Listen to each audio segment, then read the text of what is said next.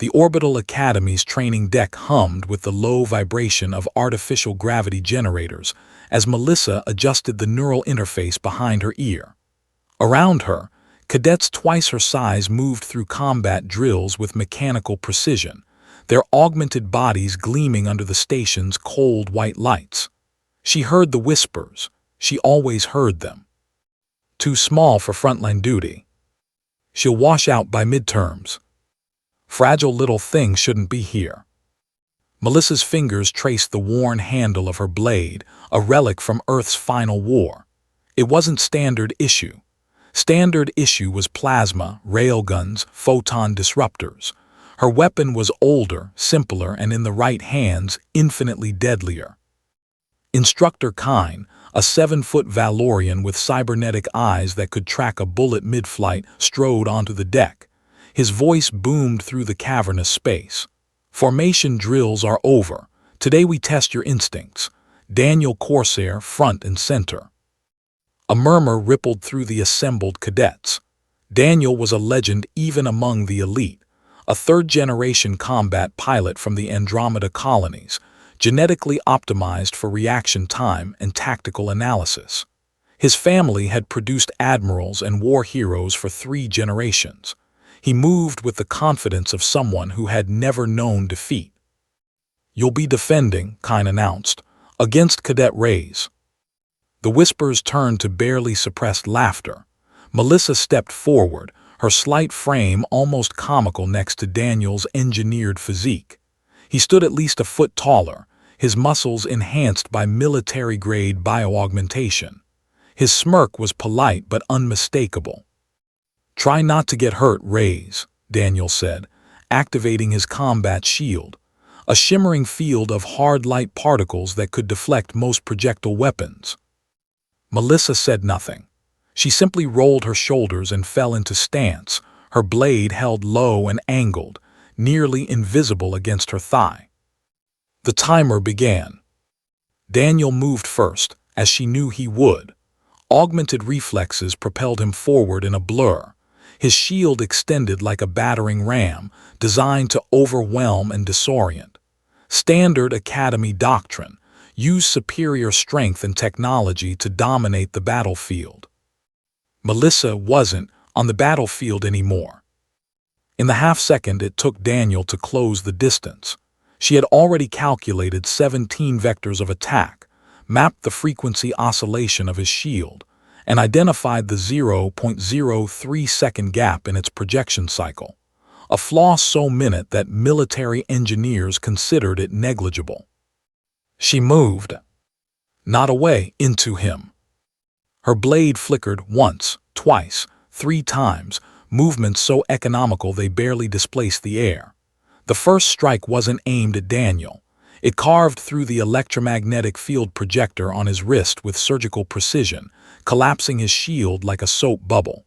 The second redirected his momentum, using his own augmented strength against him. The third stopped a millimeter from his carotid artery. Total elapsed time, 1.7 seconds. Daniel froze, his enhanced nervous system finally catching up to what had happened. The training deck fell silent. Instructor Kine's mechanical eyes whirred as they replayed the engagement. "Cadet Rays, weapons down." His voice was carefully neutral, but Melissa caught the edge of something else. Concern, perhaps, or recognition. She lowered her blade and stepped back. Daniel touched his neck, his fingers coming away clean but trembling. "What the hell was that?" someone whispered. Kine's jaw tightened. That, cadets, was void stream technique, a combat methodology developed during the Sigma Draconis conflict. He paused, his eyes fixed on Melissa. "It's been banned in 12 star systems under the Kepler Accords. Possession of that knowledge alone violates interstellar law." The training deck erupted in chaos. Questions flew like shrapnel. How did a cadet know forbidden techniques? Where had she learned them? Why hadn't she been flagged during recruitment screening? Melissa remained still, her expression unreadable. She had known this moment would come eventually. It always did. "My father," she said quietly, her voice cutting through the noise, was Sergeant First Class Marcus Reyes. He served in the 47th Tactical Unit during the Draconis War. Recognition flickered across Kine's face. The 47th. Everyone in military intelligence knew that designation. They were the ghosts, the operators who conducted missions that didn't officially exist. The unit that had ended the war, not through overwhelming firepower, but through precision so absolute it bordered on supernatural. The 47th was disbanded, Kine said carefully. Their techniques were deemed too dangerous for military use, too effective. They destabilized the entire doctrine of modern warfare. They were too effective against enemies who relied on technology and augmentation, Melissa corrected. Against opponents who forgot that beneath all the hardware were still made of flesh and instinct. She met Kine's gaze steadily. My father taught me before he died. He said the galaxy would need people who remembered how to fight without relying on machines to do our thinking. Daniel had recovered his composure. You could have killed me. I could have, Melissa agreed. I didn't. That's not the point. That's exactly the point. Her voice was sharp now, carrying the weight of lessons learned in blood. The void stream isn't about killing. It's about understanding the space between intention and action. It's about reading your opponent so completely that you know what they'll do before they do. Technology can enhance your body, but it can't teach you to think faster than thought. Kine studied her for a long moment. The other cadets had fallen silent again, watching the exchange with fascination and fear. You realize I should report this, that your presence here represents a violation of interstellar treaty. Yes, sir. You realize that the Admiralty will want to question you, that intelligence agencies from a dozen systems will want to dissect your training, that some will see you as a weapon too dangerous to exist. Yes, sir. The Valorian instructor's synthetic eyes flickered through a spectrum of light. Finally, he spoke. The galaxy is changing, Reyes. We've grown comfortable behind our shields and targeting computers. We've forgotten what it means to be dangerous without them. He glanced at Daniel, then back to Melissa. Perhaps that's exactly why you're here. He turned to address the entire assembly. What you witnessed today stays on this deck, classified under instructor discretion. Cadet Reyes will continue her training under my direct supervision. His voice hardened. And anyone who has a problem with that can take it up with me personally. No one spoke. As the cadets filed out, Daniel approached Melissa. His earlier arrogance had been replaced by something more thoughtful. Teach me, he said simply. She raised an eyebrow. Why? Because you were right. I've spent my whole life relying on augmentation, on technology.